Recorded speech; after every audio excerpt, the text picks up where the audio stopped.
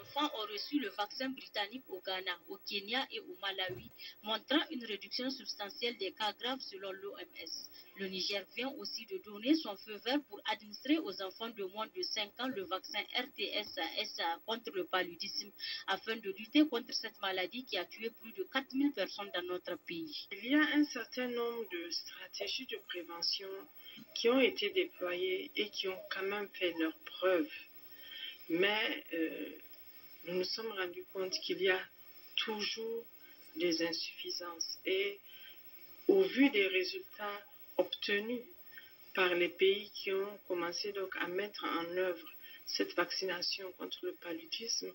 nous avons jugé qu'il était utile pour le Niger d'introduire cette vaccination au vu donc des résultats qui nous ont été rapportés. Si vous prenez juste en termes de réduction de formes cliniques, ce vaccin, dans les pays dans lesquels il a été utilisé, a permis donc de réduire d'au moins 39% le nombre de formes cliniques,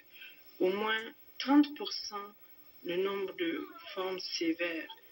37% des hospitalisations et surtout 65% des anémies. Et on sait qu'au Niger, ce qui tue le plus les enfants de moins de 5 ans lorsqu'ils ont le paludisme, c'est l'anémie. Ce vaccin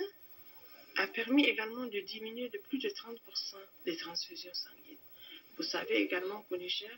nous avons un gros problème concernant donc tout ce qui est relatif à la transfusion, du fait donc de l'insuffisance des donneurs de sang. Et lorsqu'on prend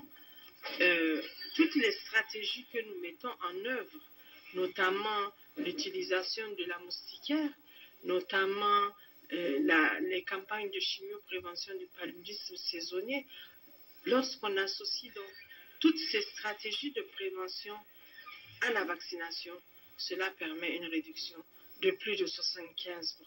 Ce vaccin est une opportunité de réduire la mortalité-morbidité chez les enfants de 0 à 5 ans, qui représentent plus de 50% des cas et près de 60% des décès. L'avantage, c'est vraiment la réduction, comme vous dites, de la mortalité-morbidité, parce que lorsqu'on regarde aujourd'hui, le paludisme, c'est quand même une des premières causes, sinon la première cause de morbidité au niveau des formations sanitaires, de mortalité au niveau des formations sanitaires. Donc cela permettra vraiment de réduire considérablement ces différents taux, d'atteindre les objectifs du développement durable, de diminuer